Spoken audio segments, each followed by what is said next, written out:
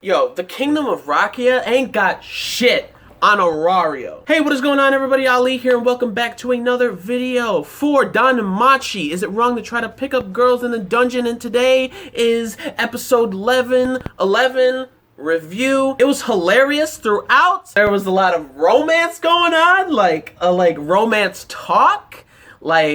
I liked it. First off, the Kingdom of Rakia, I believe the god Ares or something like that, him being such a muscly dude, his whole army, I didn't know there was so many other, different, gods and goddesses, I believe, outside of Aurario and stuff, but apparently he is the god of the Kingdom of Rakia, and he has been invading, Aurario and stuff, and the quantity of his army is massive, but it ain't doing shit if they're not even good fighters and stuff.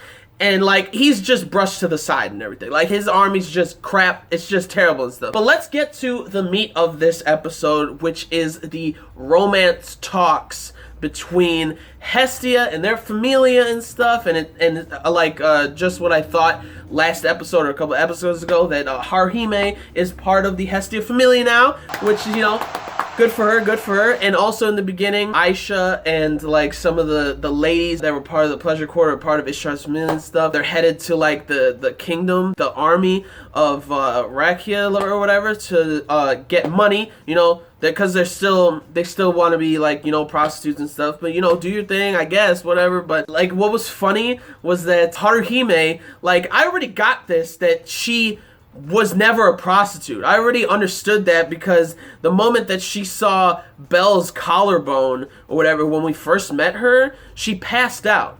If she was a prostitute and she slept with so many men and stuff, she wouldn't have done that at all. So it turns out that she always passed out in front of the men that she was about to, do whatever and stuff.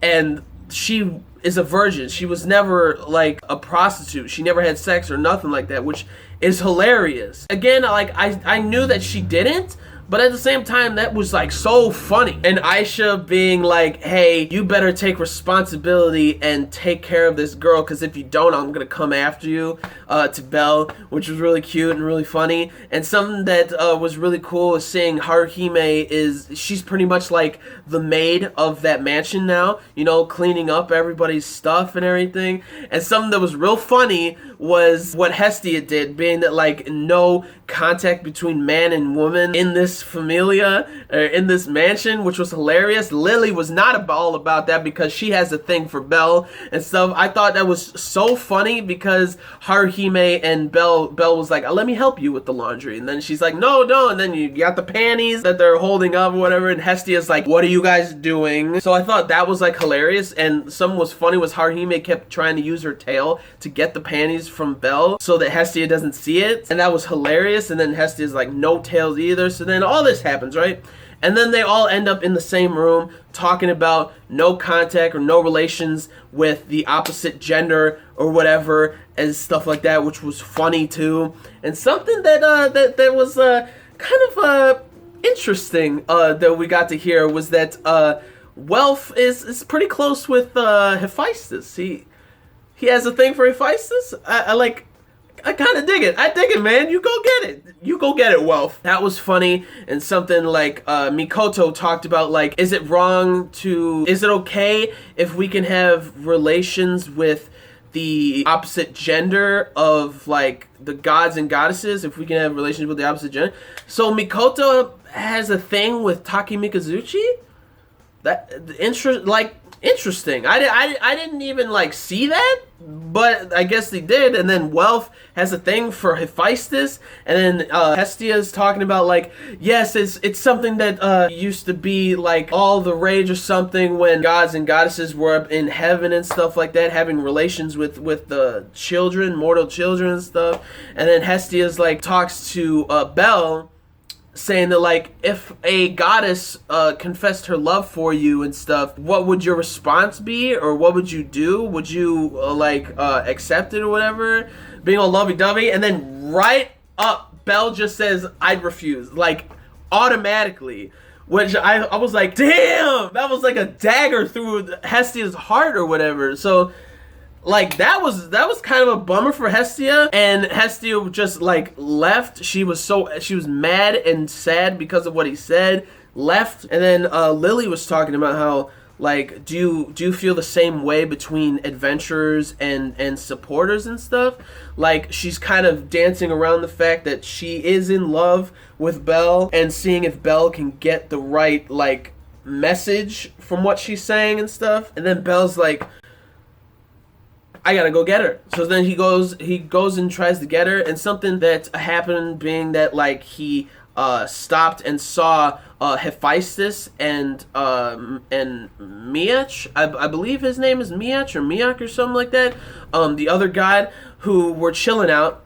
And so he went to ask them something about, can mortals and gods and goddesses like have like relations with mortals and stuff? Do you fall in love with them and everything? And something that, like, I really understand what Hephaistios was saying, that love comes in so many other ways. It comes in sibling love, family love, like fatherly, motherly love. And she also said that, like, we all have like romance love too, just normal romance love and stuff. And all these loves I see happening with Belle and Hestia, like, not motherly or fatherly or anything, but I can see those things. And then Miak said that, like, it's easier for them to fall in love with mortals than with each other, than with other gods and goddesses, which I thought was like super interesting. Like, I didn't know that was a fact or something, but they really gave him a rundown of what they were like thinking and stuff. And so, like, he was very grateful, but he still doesn't know what to do.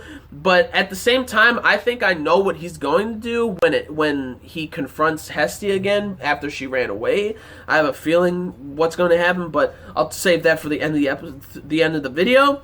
So going back to the army of Rakia with I believe his name's Ares, where the god Ares, who's the god of that kingdom and stuff. So he decides to, like, kidnap a god or goddess from Orario, just to make it known that, like, hey, surrender, telling Orario to surrender or whatever, like, he means business, right? So he takes Hestia, because Hestia was going somewhere to get potato ingredients or whatever, and he just says, oh, Hestia? Like, that whole thing with, like, Ares, like, this entire episode is so funny. Because he's just muscle brain or whatever, just like what his right-hand man said, or his assistant or whatever said, which it was hilarious. That whole thing was funny. But also something that, before actually I say that, we got to hear more about Hermes, and like, what he wanted to tell Belle was that, like, this world is needing of a hero, and everybody has the right to be one in Orario and such. And he was talking about the three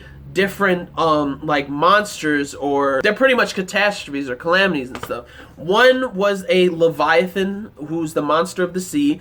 The other one was the monster of the land, but I forgot the name of it. And then there was the monster of the sky, the black dragon. And, like, he was talking about how there were only two familias that were ever able to take out two of those three monsters. And the moment he said that, I knew that it was Zeus and Hera's familias. I didn't know they were wiped out during those times, or when they both fought the Black Dragon, but, like, yo, that's crazy. So it turns out, I think that Black Dragon is going to be fought by Ainz. I think the Loki familia, the Freya familia with Otaro, the King Otaro, and the Sword Princess Ainz. And then the third one, I think it's going to be Belle. I think it's going to be a triple tag team threat against that dragon. And obviously all the familias are all going to, like, band together and work together. But those are the three main ones that I think are going to be able to take that dragon out. And obviously that's not going to happen for a long ass time or whatever. But it's going to eventually probably happen with those three being at the helm and, like, finishing the job with killing that dragon. I think that's going to happen. But anyways, getting back to Ares and Rakia, the kingdom of Rakia and everything. So he kidnaps Hestia, right? And so, like, immediately, I didn't even see this coming, that, like, it was going to happen immediately, but immediately they find out where, like, Ares is in the mountains where they were trying to find Hestia being kidnapped and everything. We got to see Perseus, Hermes' right-hand lady, being able to find where they were and stuff. So Ainz and Belle go after her, and it seems like Belle falls into the river and such. So bummer that that happened, but I don't think they're gonna be dead or anything. But they're gonna have a serious conversation between each other, Hestia and Belle, between like love or something like that. And Ainz is gonna be there, I think, like right with them. And I think that he's going to say, here's the thing. What I see, I understand, and I'm going to be perfectly fine if Hestia ends up with Belle at the end or whatever. Definitely not going to happen this season. I think it's definitely going to happen like way down the line.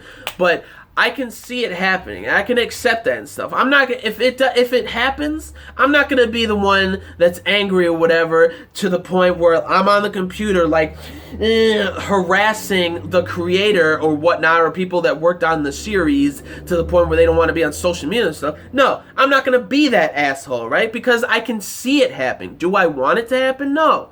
Do I think it's gonna happen? No. But can I see it happening? Yeah. And if it does happen, I'm not going to be mad like all those people who were mad during Naruto when Naruto didn't end up with, you know, so-and-so. You know who I'm talking about. So I'm not going to spoil it or anything. But, yeah, I'm not going to be one of those, like, toxic people, like, on the internet or anything to the point where I'm going to be like, oh, this person should have been with this person. No, because I can actually see that person ending up with that person. I can see that happening. But I think that the relationship between Hestia and Belle, when Belle said, I don't know, I still don't know what to do, and Hephaistios said, like, at least just go find Hestia and just make up with her, right? I think that he is going to make up with her, and he's going to say, I appreciate the love that you have for me, and I don't think that it's not that he's gonna completely reject her, but he's gonna say that I don't love you in that romance way. I love you as somebody who's very precious to me. It's gonna be like akin to what if any of you are like big fans of Marvel or the MCU, the Marvel Cinematic Universe stuff. I think it's going to be somewhat akin to what Black Widow and Hawkeye was. Like, that they would do anything for each other, they would die for each other, they love each other so dearly and such, but they're not lovers. I think that's what's going to happen with Hestia and Belle, and I'm perfectly fine with that because I ship him and Ainz together. I think that the way that, like, he has always admired her and he had such serious admiration for her started to slowly become like a crush over time and become like a romance to her, like an actually romantic feeling towards her. I think, and his determination to want to just walk by her side makes me really want that to happen, because he's always had this thing for her, whether it have been admiration or love for Ainz from the get-go, that I think it deserves to happen. Now, granted, it's a bummer if it doesn't happen. For me personally, if it doesn't happen, he ends up with Hestia, or vice versa. People who want Hestia with Belle, it would be a bummer if that doesn't happen. But I really want him and Ainz to be together because I can see that slightly more than Hestia. Because again, I think that Hestia and him are gonna be a relationship like Hawkeye and Black Widow was, or Black Widow is in the movies, in the Marvel movies and such. I think that's going to happen. If it doesn't happen and they actually end up together, you know, whatever. Like, I'm perfectly fine with it. I'm okay with it.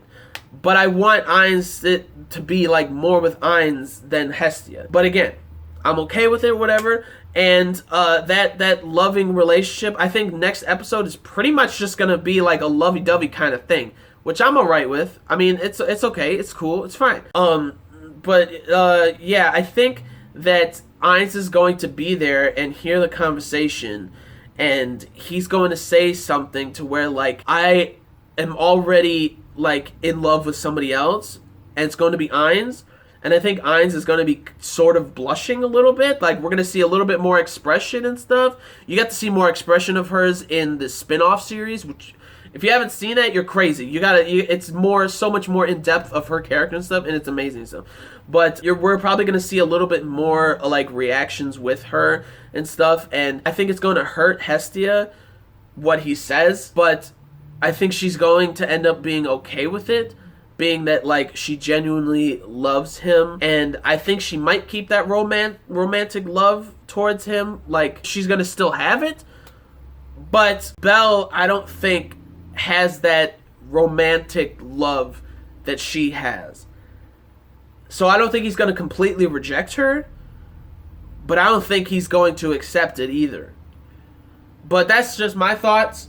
But what do you guys think about this episode? What did you guys think about this romance and stuff? Everything with Aris was like hilarious. Like, his army was garbage, and nobody can stand up against like one adventurer with like that army and stuff, and it was so funny and everything. And Freya's familia is also helping out with Loki's familia to keep that army at bay that Aris had. Is so funny. Yeah, and then seeing Aisha in the beginning and stuff like that, Haruhime being a virgin, which I think we all knew that from what she experienced with Belle, like her passing out, just seeing his collarbone or something. Yeah, that was funny. A lot of it was funny, but a lot of it was very like romance type vibes and such, with, you know, Hephaistios and Welf, like, hello, and then Mikoto probably having a thing for Takemikazuchi. Like, bro, that's cute. And then the whole thing with Hestia and everything with Lily, talking about that stuff with Belle was pretty cool. But yeah, it was good. It was a good episode. It was very funny, and the animation and such, the artwork was really great too. But yeah, it was really good. What did you guys think about this episode? Comment down below your thoughts of this episode, your thoughts about what I said, everything like that, and like the video if you did, like the video if you liked my video, like the video if you liked the episode, your thoughts on my thoughts about the episode. If you liked it, leave it a like and stuff, and subscribe to the channel for more reviews, vlogs, unboxings, live reactions, and theory discussion videos, and things like that. So gentlemen, stay classy, ladies, stay sassy, but most important, everybody, you gotta stay a little nasty, alright? So peace and love, and I will see y'all later with the next video. Peace out, may the force be with you always, and plus ultra. Belle, whoever you end up with, I'll accept it, buddy.